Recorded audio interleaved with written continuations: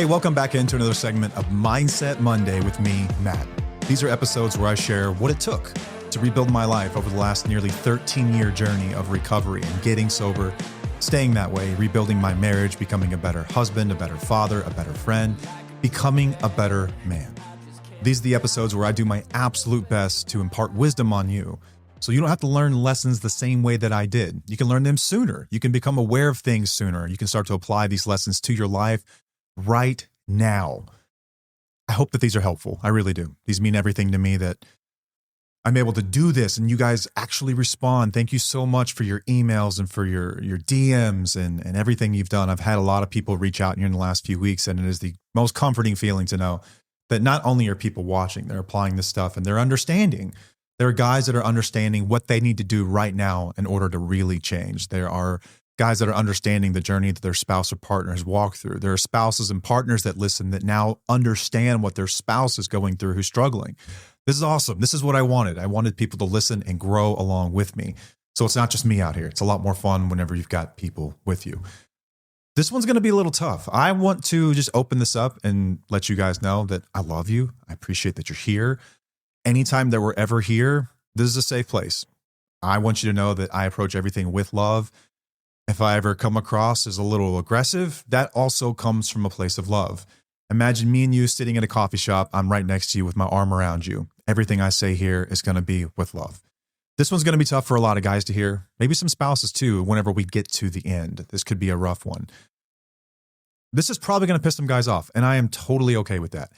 If you've spent years lying, using, drinking, disappearing, breaking trust, shifting blame, or forcing your partner to emotionally overfunction just to keep the house from burning down, you do not get to lead with her behavior.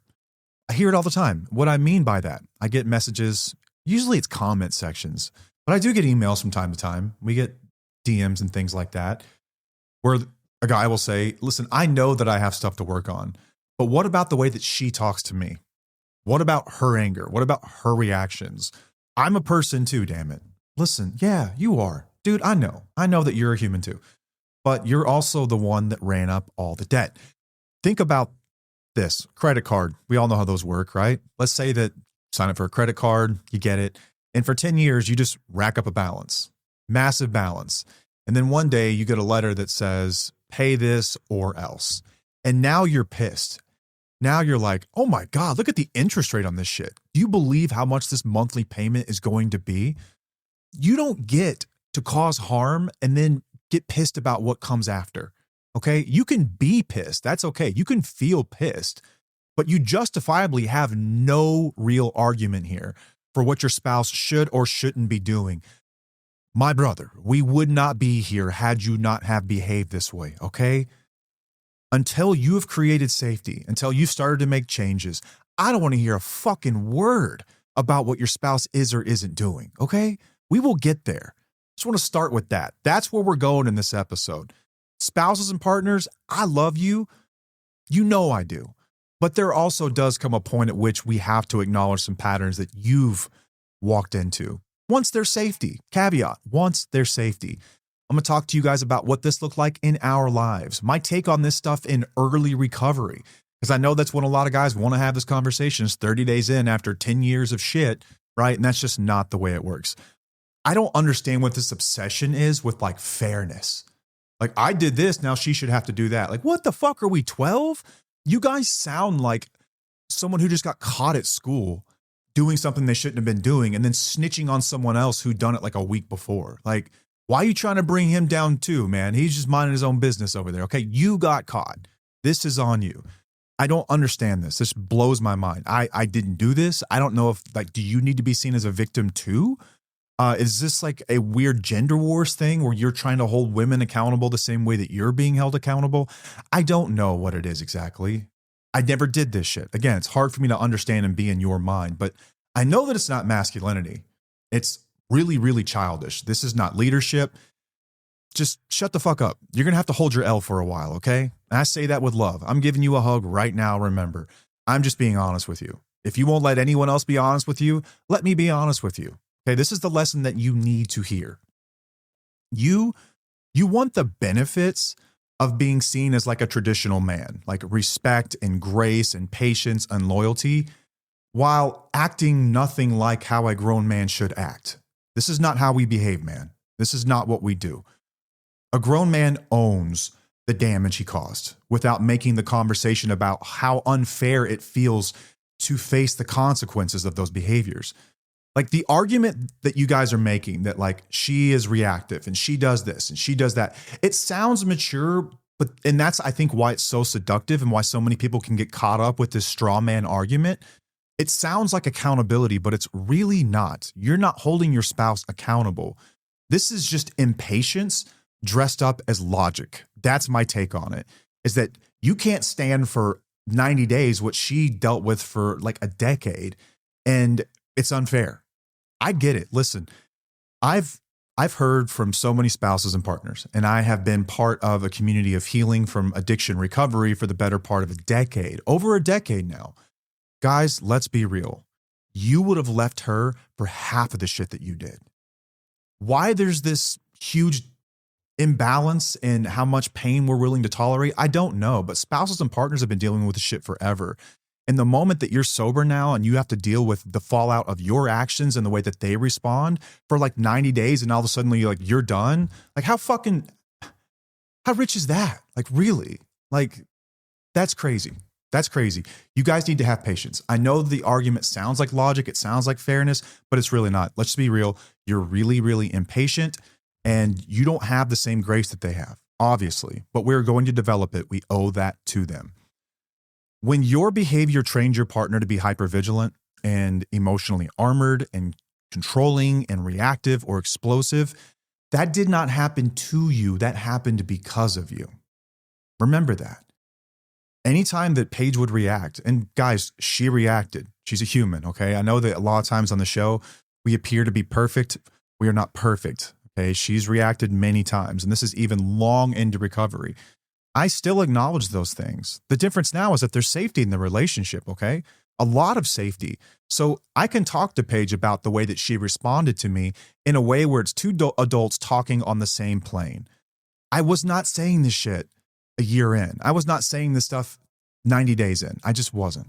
I wasn't. I didn't feel like I had a place to. I don't know where you get off feeling like you do. That seems really, really entitled to me. Again, this does not mean that she gets a free pass forever. At some point, healing is taking responsibility for your role in your own suffering. And we cannot blame other people for the way that react for the rest of our lives, especially when we're no longer in that situation or there's safety in that relationship. Now, these things can provide context. I want to be clear about that. That's fair. I think if they provide context, I can understand why you would behave that way. All these years later, though, I know that's not in your values, and we have to start to question ourselves about, is this really how I want to respond? Am I really going to allow the ghosts of that relationship to follow me and haunt me in the way that I parent and show up in my other relationships? I know that you guys don't want that either. And it's a really tough thing to do whenever you've been trained to do that for so long, but we're going to get out of it. We have to get out of it. If we want to be better, we both have to grow. That's only fair. But for the guys, it does not mean that you get to demand emotional regulation from the person who's been regulating everything for years while you were the problem. You don't get to wreck the foundation and then complain about the dust. That's not the way that this works. So today we're going to talk about one of the biggest things that many men bitch about when they're trying to repair, and why most of those complaints, frankly, are wildly premature, and why this has nothing to do with fairness, and this has everything to do with leadership. I am a firm believer that when you are the one who wreck things, you take the lead in repair. You take the lead. You lead. All right. For a lot of you guys, you want to be known as like strong men. You want to be kind of that archetype figure. Start acting like it. Okay. And I don't ever want to get painted as like some weird manosphere, like super off the reservation, old school guy. That's not me, but I do believe that people should take ownership and leadership in their lives, especially whenever you're someone who has torn things down. I think it's really important. If you want to come back from that, you want to be respected, you want to be admired, which I think all of us do in some ways. You got to lead. You got to lead. You can't just bitch about other people and what they are or are not doing. And for the spouses that are listening to this, I know a lot of you guys listen, and thank you. Hey, what's up? If you've been holding your breath for years, if you've been carrying the emotional load, if you've been managing kids and protecting the peace and the finances and swallowing your rage, this episode is for you too. All right. If you guys didn't know, we have a website, twfo.com, where you can find out about everything it is that we offer. We've got a free blog on there. We have a free, totally free Facebook community that is freaking amazing. Thousands and thousands of listeners of the show get together and they're just there for each other. Sometimes people just need to vent. They need to know that they're not alone in whatever they just experienced over the weekend or whatever they're experiencing right now as they're rebuilding, or maybe they just left a relationship. There are people from all different phases of what the outcomes could look like, and they get together and they support one another. And it is, I think, the most pure place on the internet where everyone is kind of in there with the common mission that we're here to grow and support one another. It's the greatest thing in the world. There are totally free community calls in there. Think of like an Al-Anon meeting, but way, way better. You can talk about whatever it is that you're going through with your spouse or partner. You can get feedback from other people. You can make connections. We have people that fly all over the world to meet one another. And this is a totally free resource. Like, guys, this is for you. Utilize it. Use it. This is for y'all. It is really, really amazing. You can also find out about, on our website, you can find out about things that we offer in the way of like merch. We've got some really awesome merch. This is a recovery rock. Let me get my face out of the way. It's got our logo on the front, and it's got on the back, it says, "Thank you for being my rock." Guys, for all of you that are sending these to your spouse or partner, like, I want to give you the biggest bro hug ever. That is the coolest thing in the world to me. For you guys to get invested in your spouse's recovery and to give them a token of appreciation to say, "I see you." Even if the world doesn't, even if the world's only worried about me and me getting sober, I see you. You have no clue how much that means to your spouse or partner. Man, I think that is the coolest thing in the world. Send these things out all the time on behalf of many men, and that is the greatest thing ever. We also have wheelies that buy them for each other. That's really, really cool. Because let's be honest, not everyone's going to get that outcome. Some of you are going to, by no choice, really, you're going to have to leave that relationship, or some of you are going to leave that relationship. But maybe you've got other friends that listen to Till the Wheels Fall Off. You get them for each other, and it's like, hey, I see you, you see me. We're each other's buddies through this. That's a really awesome thing too. Hey, it's chilly outside. We've got merch that'll keep you warm. We've got sweatshirts, new sweatshirts, hoodies, that is. We've also got some sweatshirts left. Those are on the website. We've got beanies or toques if you're Canadian. Shout out Canadians that call them toques. I never heard that one before until just recently. We've got water bottles. We've got stickers, all kinds of awesome stuff. And it's a way to support our show.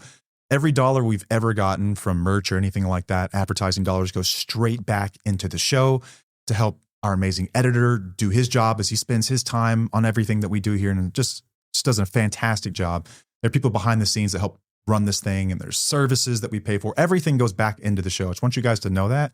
And for as long as that's possible, that's what we're going to keep doing. We have a vision for the show long-term where we have a team of people that help us get guests and content and all that stuff. And that's where your dollars go, just to be fully transparent. We still work full-time and we do our thing.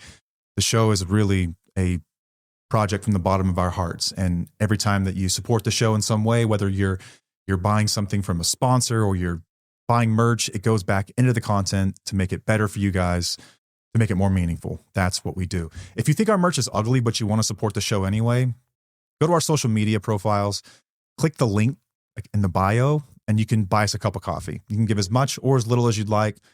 If you don't have anything, guess what? We love you all the same. Doesn't mean anything. We don't love you any less. Thank you for listening. You can leave us a review. You can get on Spotify or Apple Podcasts, whatever platform you listen on, and leave us a review. And that means the world as well. Share the message out, share videos. Let's get the message out there, and let's change the way that spousal support looks. Let's change the way this looks for the next generation coming up. I think that we're at the bleeding edge of altering what we've known for so long to be spousal recovery. And we need your help. We need your help in order to make this message bigger for everybody. So if you've gotten benefit from the show, it would mean everything if you would just leave us a review. Thank you so much for doing that. Let's just get straight into this thing. I was thinking about topics about what I ought to talk about. I had 3 or 4. This one was the one that really, I wanted to sit there and rant on. So I felt like this was the one I ought to talk about today.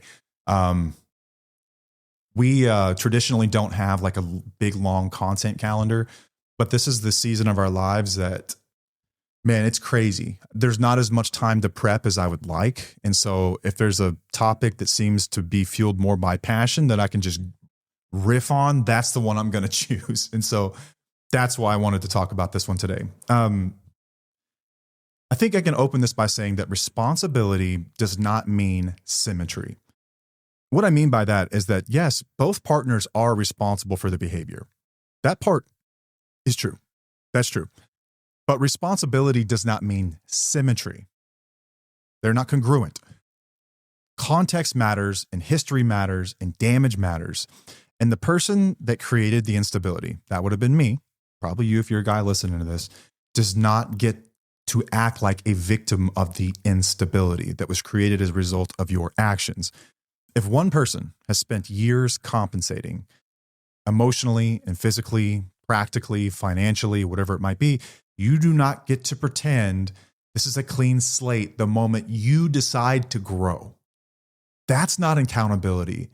That sounds like fucking entitlement, doesn't it? Isn't it a bit entitled? The moment that you finally decide to come around, now you have a million opinions about how she's parenting or how she responds to you or what she does and doesn't do. It is wild to me. It's wild. I remember whenever I was getting sober and coming back into our lives, really, that's the way I looked at it. I felt like I had been on a trip for the last decade and only been visiting home every so often. And then when I came home, like from treatment, and I was really committed to growing and changing and being a better husband, a better man, better father, all that stuff, I treaded very carefully because I recognized pretty quickly that Paige had taken on basically every role that our lives required. And for me to step in and say, hey, you're not doing that right, or you're not doing this right, or I don't like the way that you said this to me or said that to that person, whatever it might be, like tread lightly. Remember, they are still very much fixated on what they have known, their reality for the last however long. And that is making sure that the ship stays afloat. That's what they have to do. They have to make sure that the ship is floating in every way. And so whenever I came back home, I was really, really respectful to everything that she had picked up. I was gentle. I integrated myself back in systematically and slowly over time. We had a ton of conversations about this. If you don't know where to start, the best place you can possibly start is saying thanks. Thank you. And I mean a heartfelt thank you. Every time you see them doing something, there will be a million roles that your partner takes on. And you're not going to realize what they are until you're actually paying attention and you're sober and you're looking around and you start to see like, wow, like they're making lunch for the kids in like a very organized manner. That means that they would have had to gone to the store and bought specific ingredients, which means that they would have had to have planned this in their head in advance to do that. All the while, they're still working their job. They're setting up daycare or childcare with a family member or something like that. Like, guys, they're living 2 or 3 different lives at the same time while we've been pretty checked out. You would be maybe a little pissy about this from time to time. Like spouses and partners, in my experience, do what they have to do and they shoulder a shitload of weight and it's fucking heavy, but they're usually not looking for much more than an I see you and a thank you and then some support, okay? Figure out what that looks like in your relationship. Y'all have conversations about it. Some people are very closed off to it and they're really angry and they're really resentful. Some people are very open and desperately needing you to step in right now and take some weight off of them. You'll have to start talking about this stuff, okay? That's, in the beginning, the first thing I would suggest. That's what I did. Slowly stepped in and started to take over some things. And it was like, feel that out, play that out, use common sense, use your head, but understand that you're walking in, it's like walking into a guest's home in some ways. Yeah, it's technically your home too, but not really, not when you've been checked out for that long. So when you walk back in, approach it like you're a guest. That's what I did. Slowly integrated myself back into things. Started with some of the most immediate stuff. Like if you see that there's a mess around, effing take care of it. It's your house too. Start to pick up. They will feel that. They will notice that, okay? And spouses and partners, I know it's hard, but when you see something good, say something good. Paige and I both are not under the belief that just because it's someone's job that we should not show appreciation for it. That is really entitled to. That's like saying that you should never tip a waiter or say thank you to someone who brings something to your table. What, are you, a psychopath? That is crazy. These are still humans, okay? If a human has done something kind for you and you appreciate it, let them know. Whether or not they should be doing that should be irrelevant. By your values, how would you want to be treated? You like it when people say thank you, right? We should do the same thing back. I know it's tough though. I get it. Like, I sympathize that it's been tough whenever someone has essentially watched you drowning and done nothing. It feels kind of good to let them have it sometimes, or to let them suffer a bit. But you and I both know that that's not part of your value set. I know that. I know it's not. You're hurt, and I understand it. And I want to also be clear, this is in safe relationships, okay? If someone has been incredibly abusive, you probably need to get to safety. We shouldn't be talking so much about how to restore these dynamics until there's safety. I'm talking about couples on the milder side, kind of like what we went through. That's what I'm talking about here. I want to be very sympathetic to that. There are some people, I'm not asking you, a victim of abuse, to go back in and suddenly be nice to your abuser. That's not what I'm asking. That's not what I'm suggesting. I'm talking about couples where kind of in between the two, not one extreme or the other, right? Sort of the in the middle of the road kind of deal, which I think is probably the most common, but I just need to be clear about that and say that. All right. This is what I'm calling the greatest hits section. These are the greatest hits of men's complaints during the repair phase. And so here's some of the things I've heard in no particular order. Not even all of them, just some of them. 1, she's still angry. Yeah, no shit, man. Okay. Next up, she doesn't trust me. Once again, no shit. Trust is a finicky thing. Really quick, trust is lost in buckets, rebuilt in droplets. Never forget that. Trust, man, people ask this question all the time. How do I trust them again? How do I rebuild trust? How do I earn their trust? Spouses will often ask, how do you trust them? Guys ask me all the time, how do I get them to trust me again? Guys, you trust trustworthy people. And how do you build trust? It's through your actions and behaviors, not your words. Let's say you're someone that struggles with drinking, okay? You stop drinking, but they're still going to question. They're still going to wonder, because why? You've lied for a long period of time. What if there were some way you could actually rebuild trust? Well, it turns out there is. Soberlink is a sponsor of our show, and they have been for quite some time, and they are at the forefront of helping people rebuild trust in their relationships. Here's the cool thing. It's a breathalyzer, but it's so much more than that. It's actually the world's greatest accountability device that happens to be disguised as a breathalyzer. Get this, you sign up for it, you take the lead. I am so serious about repairing trust. I am so serious about stopping drinking. I am so serious about becoming a better person and a better man that I'm going to voluntarily get a device. And then I'm going to put you and our couples therapist and our pastor and our friends on the network of people that gets notified every single time I use it. So you guys don't have to question me. I will volunteer this information. Do you know how good that feels to spouses and partners? They don't have to worry about it anymore. You're taking the lead. And they just get a notification. Hey, Jimmy tested negative today. He's still doing the deal. That's awesome for 2 reasons. 1, it gets to this trust topic. 2, it doesn't make them wonder. It doesn't make them crazy. We don't want them to have to wonder anymore. You volunteer it. I don't want them searching for bottles or going nuts. I understand why they do, but damn it, you should be doing this work, okay? It also gives you support. Whenever they see you doing the right thing, people are going to congratulate you. They're going to tell you, awesome, congratulations, good job, do the deal. That's a good feeling to have. And you can trust the information is coming from a reliable source too. It's got facial recognition technology, like military-grade facial recognition technology. So you can't cheat the device. It's also tamper-proof. It's amazing. If this sounds like something you want to get into, guess what? You're in luck, because Soberlink is a sponsor of our show. Go to soberlink.com/wheels. Put in your email address. You will get a $100 gift card. And I know this sounds too good to be true, possibly. Listen, there are some costs involved, but you no longer have to pay for a device up front, which used to be a ton, like $500 up front, then the monthly plan costs, and it was a huge cash outlay. Now you can rent these things for as little as $19 a month when you sign up for a 1-year plan. They'll send you a device and you can just rent it month to month. Sign up for a 1-year plan. All right, that's what I think is appropriate in rebuilding this period of trust in the very beginning, so they can get the drinking crap off their brain. Start to worry about really important stuff in the relationship and stop having this "are you drinking, are you not" conversation. Soberlink will be the bad guy there. They provide the best data in the industry. It sounds like something you might be interested in. Again, go to soberlink.com/wheels. So that's a big one. Guys will be like, she doesn't trust me. Well, yeah, no shit, man. Of course she doesn't trust you. They'll say that she's reactive. She's just so reactive. She's volatile, dude. Like, I'll come home, I'll be in a good mood, and she's pissy about everything, slamming stuff. Okay, I get it. I don't know what you expected, though. That's wild to me. What did you think? Be like June Cleaver in the kitchen with her apron on and her hair all done, just can't wait to see you? No, we're coming off a long period of abuse and lies and deceit, all of that, okay? Understand that from time to time, they're going to be reactive. Dude, hold space for that. You would feel the exact same way. A lot of times guys will say she brings up the past all the time. Yeah, I get it. Understand that. Nothing I do is good enough. That's another one, right? The poor me, pity stuff. Nothing I ever do is going to be enough. What's the point? Can't win. Don't try. I quit.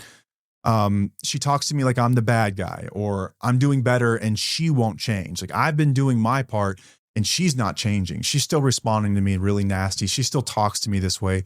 She still brings up all this stuff. She acts like like I've done something far worse than I've actually done. You try to understate this. You try to minimize this stuff. I get it. It's really easy for you. And it is and it isn't, okay? Holding two thoughts at the same time here. Imagine what it's like to be them for a moment. Like, when I was getting sober, I had to worry about myself. That was it. I had been checked out of a lot of other stuff. I had to worry about myself. It was all about me in recovery. I had to, take care of my side of the street. I had to get sober and all that stuff. And I had to find new hobbies and all this good stuff. But like, she was holding stuff down.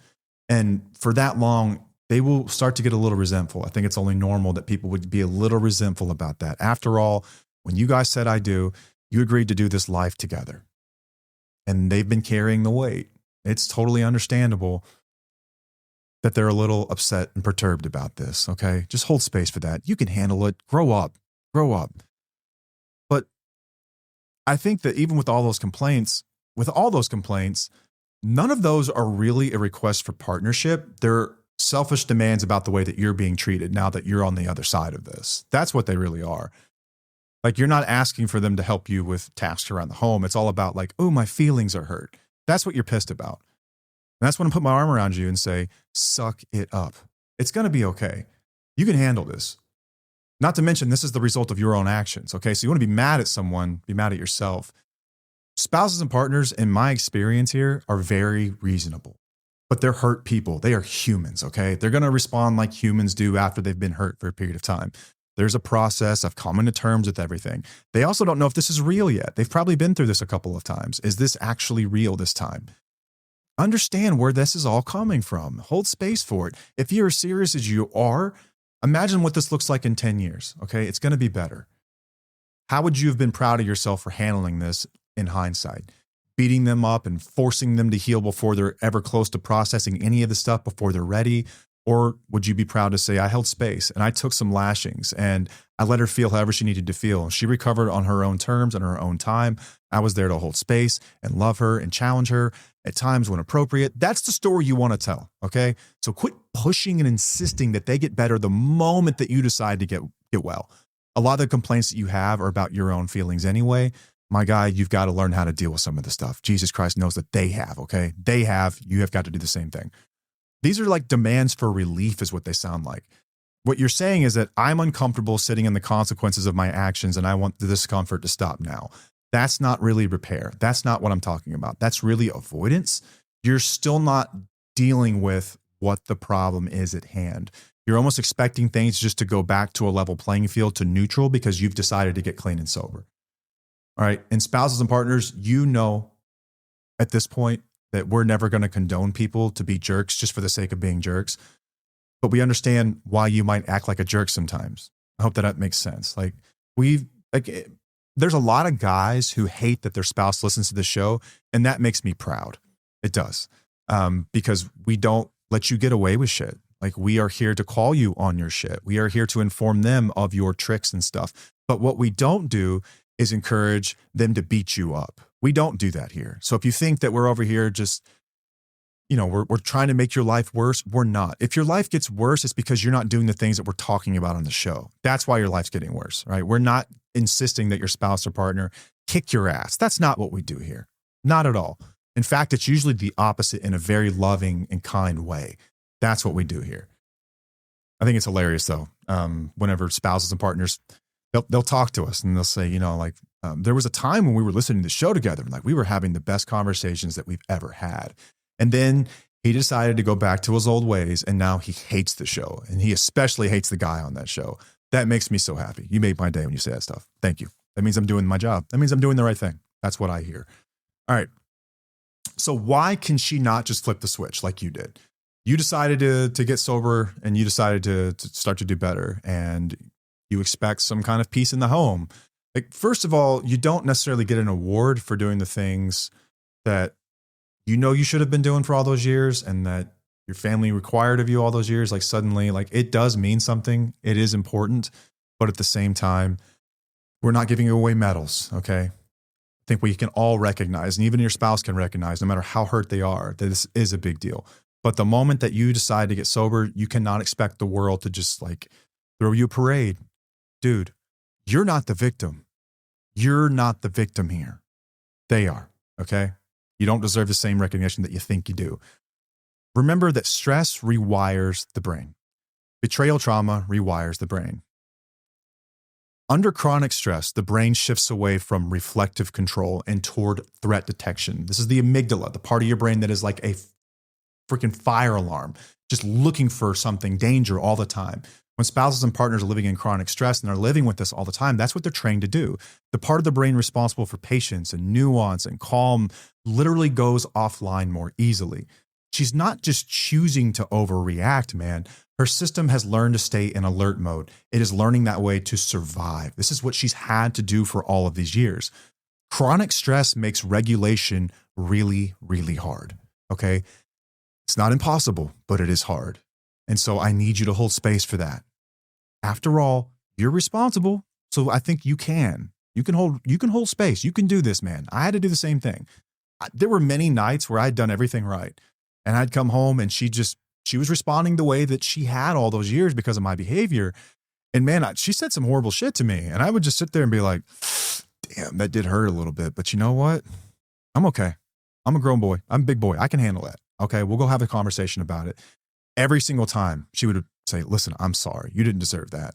And I'd be like, no, you know what? It's okay. I'm sorry. I'm sorry that for all those years I put you in this position because this isn't you. You weren't like this when we met. You were never this way. You became this way after dealing with my shit for all those years. So I'm the one that's sorry.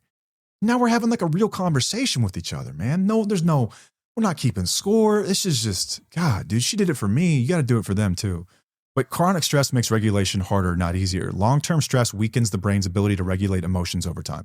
The longer that someone lives in this, whether it's chaos or uncertainty or dealing with the lies, the harder it becomes to quote unquote, just calm down.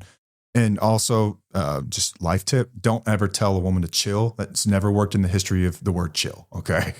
I'm sure you probably know this by now. My son figured this out the hard way not long ago with his sister and his mom. It's hilarious to watch, but you ought to know by now that doesn't work. In the history of those words, telling someone to calm down generally doesn't work. So translation here, you've trained their nervous system to react this way because of your behaviors for all these years. It does not unlearn that stuff overnight. Betrayal is experienced as trauma. Romantic betrayal, whether this is lying, infidelity, emotional abandonment, whatever it might be, emotional affairs, it's now widely understood. And I'm going to have Dr. Porter on again soon to talk about the latest findings in betrayal trauma. But this is now understood as interpersonal trauma. Many partners show symptoms similar to PTSD. Hypervigilance, anxiety, anger, depression, emotional flooding, rumination. Her reactions are protective, okay? They're not malicious. She's not doing it to you. She's just doing it. She's responding the way that her brain has been exposed all of these years. That's part of the deal. So if you're going to repair, this is part of the deal. Know that up front. Expect this going into it. Don't be shocked when it happens. Remember, I'm looking at the byproduct of me. That's what I had to tell myself all the time. And also, loss of control amplifies all of this stuff. Feeling powerless for all those years that they did everything they could to help you along the way and it didn't work, or never knowing what version of you that they're going to get, it dramatically intensifies the stress response. She felt trapped and her nervous system adapted accordingly. And so you're asking her to stop bracing while you're still proving whether or not it's safe for her to put the armor down. Like, understand that this is a process of little by slow of them unwinding and understanding that they're safe. I no longer have to respond this way. Guys, I see your comments. You're doing this stuff like 30 days in. You suddenly act like you hung the moon and I've changed and now it's your turn. That ain't the way it works. That is not the way it works. So if you're a guy and you're working on repairing, if you're in repair and you're still obsessing over what she isn't doing yet, that is not what leadership is. Like, in some ways you're negotiating, and this feels very narcissistic to me. This feels like you're only going to move if you get something out of it. Like, I'm only going to do this if I get something out of it. Like, what kind of chicken shit is that? You're minimizing what they've been through. You are not taking ownership of your part in this. And it's like this, yeah, but what about me energy? Like, it's just disgusting to me. It is so childish.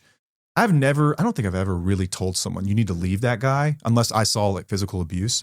I'm very upfront about it, but this damn near rgets me to that point where I'm like, you need to run from that motherfucker. That is crazy talk. That is crazy to be saying those kinds of things after what you've already been through. That is just insane. That highlights how immature you are. And I think your chances of coming back from that are slim to none. My personal opinion on that. Listen, and again, preface, I'm not a therapist. I'm not a professional in this space. I'm someone that's walked through it. I'm someone I think with a lot of common sense. And that's my take on that. That is crazy though, that's where you go early on. Guys, it's so entitled. That is just like, grown men do not need other people to be perfect in order to do the right thing. You don't. Grown men don't need to rush repair just because you're a little uncomfortable right now. You don't have to force them to process things before they're ready, before you've earned it, just because you're a little uncomfortable right now. If you're keeping score right now, hear me clearly. The moment that you start tallying and keeping score on this stuff for her reactions or her tone or her mistakes, you have now made your growth conditional. You're saying, I'll be better as long as you get better fast enough. That's what you're doing. This is so transactional. It makes me want to puke. That is emotional probation. That's like emotional blackmail. It's disgusting, man. Absolutely disgusting. You caused the instability. You go first. You broke the trust. You're going to have to wait a little while, man. You created this fear. You don't get to be mad that it's still freaking there. If you can't tolerate emotional aftermath of your own behavior, one, you shouldn't have created it. And two, you're not ready for this. You're just not ready. You're nowhere close. You have no idea how long and how hard this road is. But remember, you owe this to them. You owe this to your family. This is part of the deal. If you want to walk the walk, if you want to do what I did, then you got to do this stuff. So nut up. You can do it. If I did it, you can do it. I am not special. I am not unique. I'm not especially tough or well-made for this. I'm just someone who had common sense to say, yeah, that makes total sense why they would behave that way. And I can deal with this because I want this life. I want it that bad. I'm willing to do anything. I'm sure at some point in this journey, you said, I'm willing to do anything. Okay, well then mean it. Show me. What does that look like? I think what actually works in real repair, here's what changed things for me. It wasn't just words, and it wasn't like long arguments. It wasn't these timelines about how long she had to start treating me right. When she's reactive, I would never match the intensity ever. I never got to that point. I think matching energy is one of the most fucking petty things in the world, just in general. I think it's crazy. If you say that you're someone who values honesty and respect, but when someone's disrespectful to you, you get disrespectful in turn, like that's disgusting. Hold your values. Who do you want to be? Regardless of how other people treat you, who do you want to be? How do you want to be known? When you go to bed at night, can you be proud of your reactions? I'm not saying at times we're not going to screw this up. I'm not saying at times sometimes it is appropriate to put people in their place, but for the most time, I think matching their intensity, like you have to chill. If Paige would ever overreact, I would have to understand she's overreacting. She's been triggered as a result of my behaviors around something. And I'm getting curious. I want to know why. I want to be comforting. I want to be calm. I'm signaling this is safe when I'm doing that. If I get reactive, I'm showing her and proving to her nervous system that it is not safe. So it backfires really quickly. So none of this matching energy bullshit. Don't even defend your intent. Intentions mean, in the grand scheme of things, jack shit. Your intentions really don't mean a whole lot. I'm sure you didn't mean for things to get this bad, right? Addiction, a lot of times, it's a result of a lot of other things.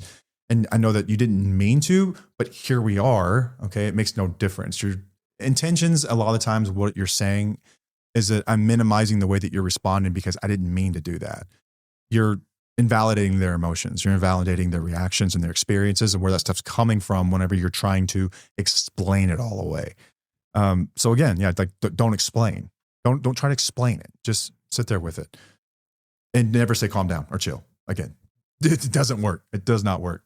I would say things like, and I'm serious, like I would just sit there for a moment. A lot of times it was hard for me not to react in the same way. I'm a fiery person, man. And like I'm very, should I put this without sounding like a total ass? I like a good debate. I like a good argument. When I feel right or justified in something, I'm passionately will try to express my point of view. I had to learn how not to do that because it was really, really not, it was not helpful to what I was trying to do when we were rebuilding. It was not beneficial to us. I would validate her experiences and then tell her like, I know why you're acting this way and I'm sorry. This is my shit. The moment I would say that, it's like she would suddenly want to return that. Everything in the interaction changed. She would see how she was responding not in accordance with her values, and she didn't want to be that person. She didn't want to talk to me that way.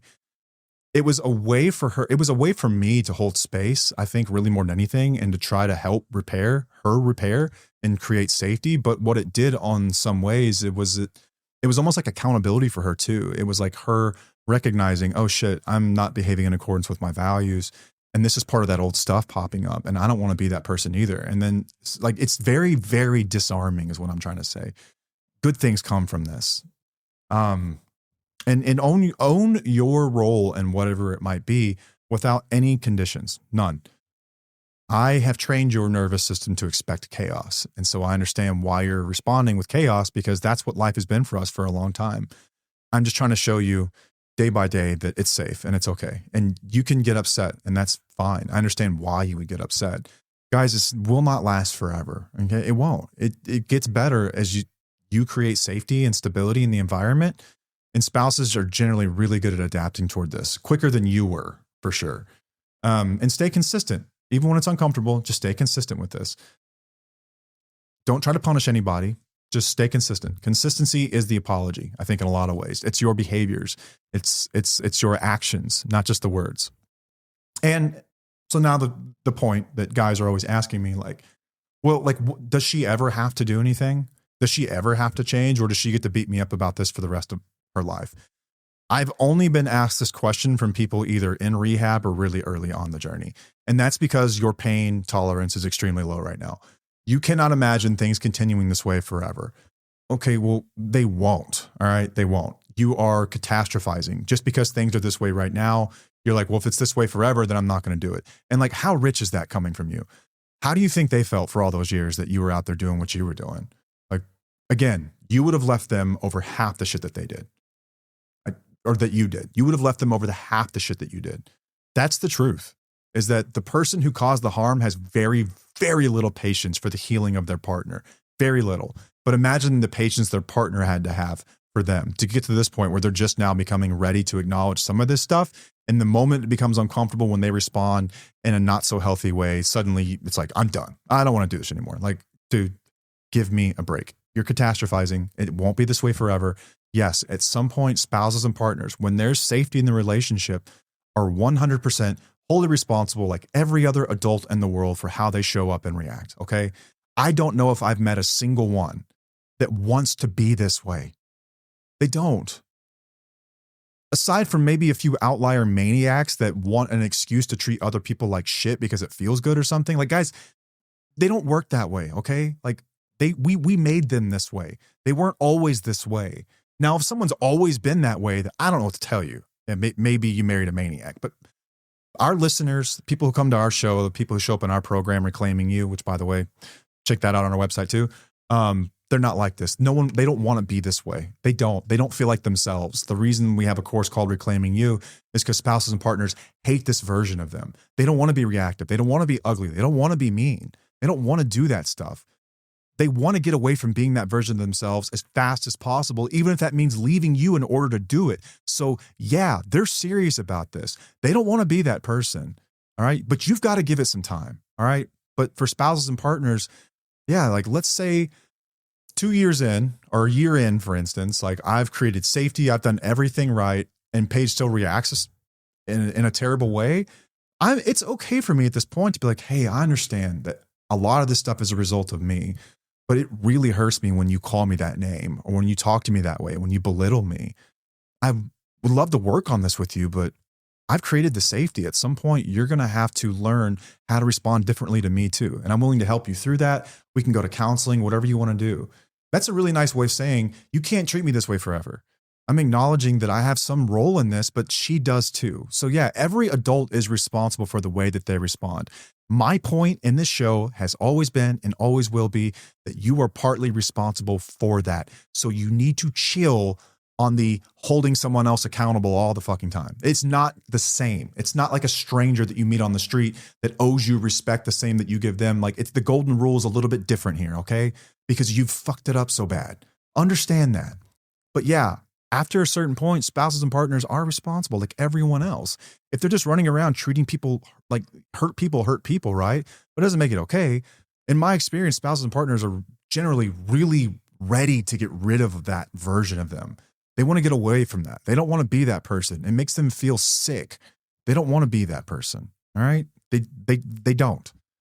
So if you're listening to this episode and you're thinking to myself, oh my God, that's me. I do all those things. I am so mean and I'm vile and I say the meanest shit just to hurt.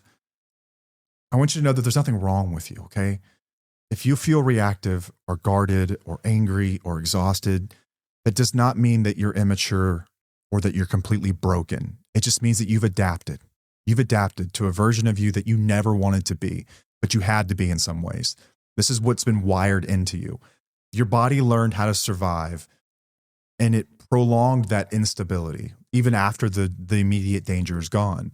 Now, that said, healing is going to ask something of you too. It's going to ask something of you too. You're going to have to participate in this. You're going to have to work on your responses once there's safety, right? Because they no longer serve us anymore. Your body doesn't know that though. Your nervous system doesn't know that. It's not pretending it doesn't exist, and it's not going to be perfection, nor will the person in recovery be perfection. I still screw up too. I'm still an ass sometimes. I still say stuff I shouldn't sometimes. This is also isn't like swallowing your needs. Like you have to participate. You have to participate though. You have to participate in the recovery in some way. And it's not for him necessarily. This is for you. In the same way that I want him to recover for himself, you are just a beneficiary of that. The very same thing. But the relationship will get better whenever you do that. Again, the prerequisite for this has to be safety in some way. Trustworthy people, respectable people, show respect, get respect. That's the way it works, guys. That's the way it works. You deserve peace, not just endurance. I want you to know that. And healing doesn't mean that like you pretend that nothing happened, or you fake it or anything like that. I think it means you have to rebuild your own internal safety once the external safety has been met, and the future of a relationship is going to hinge on your ability to do that in a lot of ways. Let's say that the person in recovery does everything right. At some point, there would be choices you have to make about your own path forward. Am I too angry about this? There's no way I can ever see him as anything else. Like that's possible. And I want you guys to be like, I want to be clear about that. That is possible. Some people get there. For others, yeah, they don't want to be that version of that person anymore. And they're going to respond terribly, and spouses and partners are going to have to make apologies for their own behavior and their own words after a certain point, right? Guys, get into counseling, see professionals, talk to each other about this stuff, listen to episodes together, work through Reclaiming You, talk to other people, get community, figure this stuff out, right? But it's not right to box people in a corner, shove them in a corner, train them how to react terribly, let them out of the corner, and then be pissed at them for still reacting a certain way, right? After quite some time, Paige will still respond in ways that, yeah, it's not nice. She'll say certain things. I'm like, damn, that was hurtful. That hurts. Yeah, it sucks. Now we have normal adult conversations about it. And she says, I'm sorry sometimes. And I say, I'm sorry a lot. That's the way it works, right? She's a really gentle, kind soul. And usually out of character only responds that way. I know when she responds that way, something's up. It's either an old wound coming back up or there's something serious going on in life. But yeah, man, like at some point you get to have like a normal relationship and you can hold each other accountable. But I am always going to err on the side of I'm probably a little more responsible for this than she is. And I just think that's right. I think that's right. So to the guys out there, like, quit snitching. Snitches get stitches, man. Quit tallying up stuff. Quit keeping score. Stop crying about what she isn't doing yet. Like, do your work and do it quietly. Shut up. Do it consistently without needing applause or appreciation. Just do your work, man. And for spouses, like, you're allowed to soften at your own pace. You're allowed to expect consistency. You should be expecting consistency, I would think. You're allowed to want more. I just don't think that you get to complain about her response until you've become someone that she no longer has to brace against. That's what I think. I think that to sit there and demand that they respond a certain way is lunacy. Yeah, there could be some argument about like basic human decency and respect, but I can make just as quick a counter argument to that about, well, where was that energy a month ago, right? Understand where this stuff is coming from. That's all. Spouses and partners generally don't want to exist in dysfunction and they don't like treating people like shit. This is how their brain has been wired and it takes a while to unwire that. It does. And now like things are great. I can tell you like on the outside, it was a couple of years, I think, like for realistic timeline here, a couple of years before we were really having like couple conversations again, like before all this, right? Because couples are always going to have that. Like there's probably going to be one of you who's got a little more ego than the other, one that has a harder time saying, I'm sorry, whatever it might be. But yeah, like you can, at some point you're having normal conversations again. Like, hey, I don't like being treated like that or talked to you like that. That's not right. That hurts. Like, don't do that to me. And they say, yeah, you know what? You're right. I'm sorry. You get there again, but I'm sick of hearing about this stuff 30 days after you've just quit a 10-year habit of treating someone like absolute dirt. And suddenly you want to be treated like a prince. Like that's wild. That is crazy talk. Relax, give it some time, give it space, create safety, and great things happen. That's my take on it. It worked in my life. It really has. Like that. And to this day, I will still always err on the side of, I'm probably a little responsible for this shit still. And it's not self-flagellation. Like I'm not a doormat, you know, like like my wife doesn't talk to me like crap. She doesn't hit me or anything like that. Like, I don't know, man. I just use common sense here. That's what I always try to go back to. Like, use common sense. When you create safety, things are likely to feel a lot better in that house. In that home, you're going to have a whole lot less of these events. My guess is that you've got a really fragile ego right now, like I did. I'm saying that from a place of I understand, not me calling you out. And it's tough whenever you've got a really fragile little ego and things happen because you're going to feel like you're the victim. You're not the victim. Let me remind you of that again. You are not the victim here. Not in this dynamic. Not in this dynamic. You're not the victim. Stop acting like it. Do your job. It gets better. And I'll be there with you every step of the way. Anytime you feel like, oh my God, this is hard, remember, I went through it too, and I'm there with you. Anytime you feel like you're not getting any recognition, dude, I'm putting my arm around you and telling you, you can do this. I did it and you can do it too. I love when you guys reach out. Shoot me an email. It's matt@twfocouple.com.